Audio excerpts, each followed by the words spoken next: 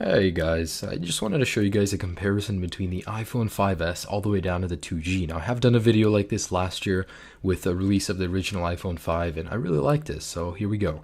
Now, in advance, I do apologize for the number of hands on the screen. I had to get some people to help me with this. But here is the original shutdown test on all devices. I'm going to let go at the exact same time. So there it goes. Surprisingly, the 3GS was first, followed by the 3G, then the 4, and then the 2G. There's something about iOS 6 and lower that actually makes the shutdown time a lot faster than iOS 7.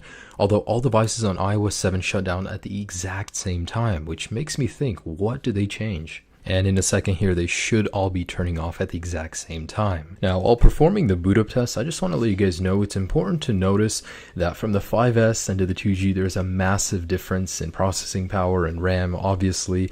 Also, the software is different, so that could majorly affect this. Now, I wasn't too surprised because the 5S, of course, came in first, followed by the 5 and 5C. What came next was actually pretty surprising. And just to let you guys know, all of these devices are freshly restored, non-jailbroken, completely stock. So the 5C and 5 was followed by the 4S, and surprisingly the 2G came before the iPhone 4, then the 3GS, then the iPhone 4, and then the iPhone 3G at long last. That was actually really surprising for me to see because these are all running the latest firmwares, and the 2G is obviously not as powerful as the 4.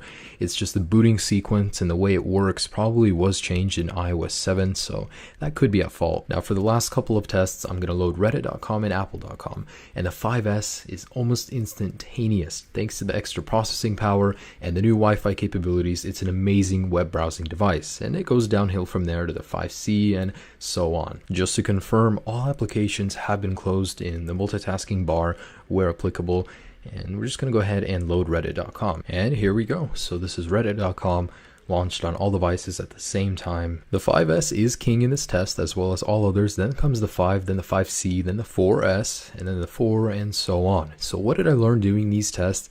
I learned that the amount of processing power is greater, of course, as the generation goes on, but it's marginally less noticeable the higher you go. So if you have a 5, I wouldn't really recommend upgrading to a 5S just based on the fact that you want an extra little bit of power because it has an amazing amount of power as it is. If you're always upgrading to the latest and greatest just based on that little spike in power, this video I just showed you guys that it isn't even that noticeable in your day-to-day use. So these videos I always enjoy making, guys. I really hope you guys liked it as well. Have a great day, guys. Peace.